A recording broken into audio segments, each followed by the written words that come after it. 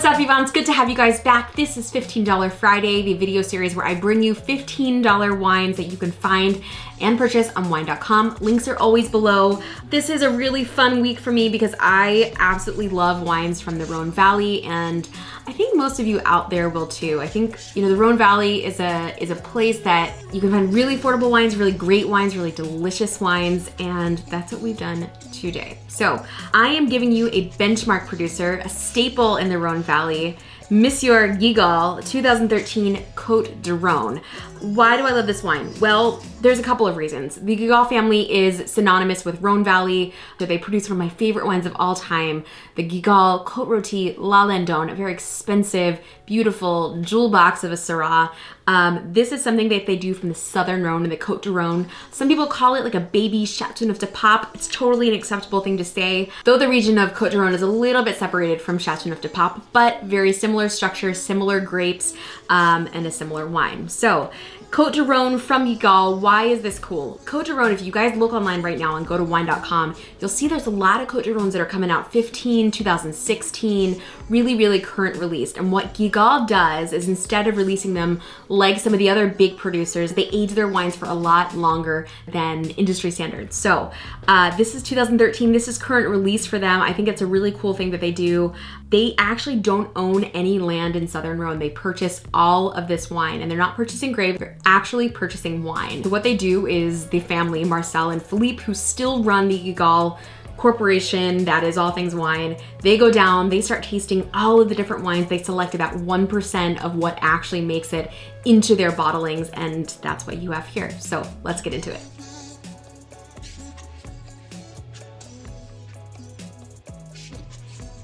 Yay.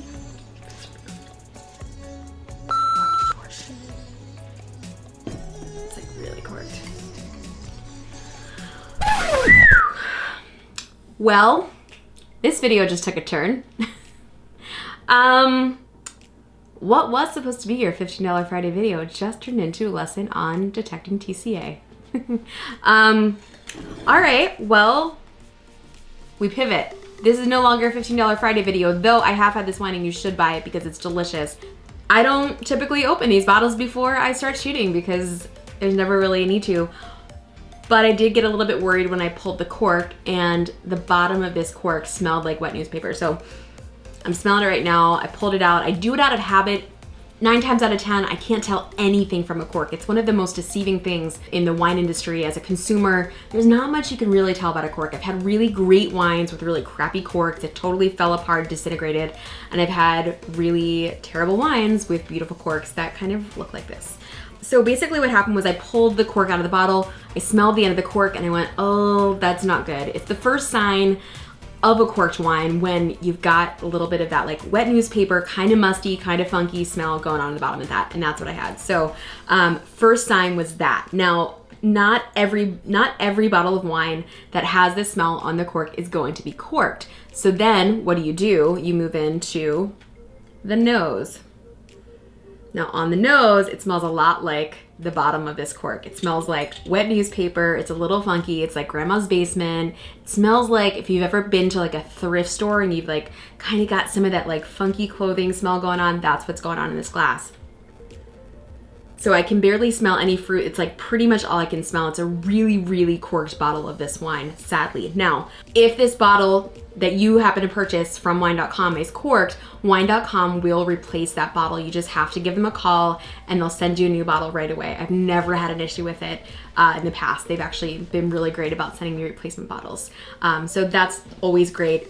I also want to mention that a corked bottle of wine is not necessarily representation of the winemaking process. It's just a faulty cork, and it happens because cork is a naturally occurring product. There can be some cork trees that are tainted by what's called TCA. It's basically a bacteria or a virus that infects it and gives off this smell. Now, what happens when that infects the wine? Well, unfortunately, TCA is not really something that blows off. You can't just decant it and hope for the best, fingers crossed.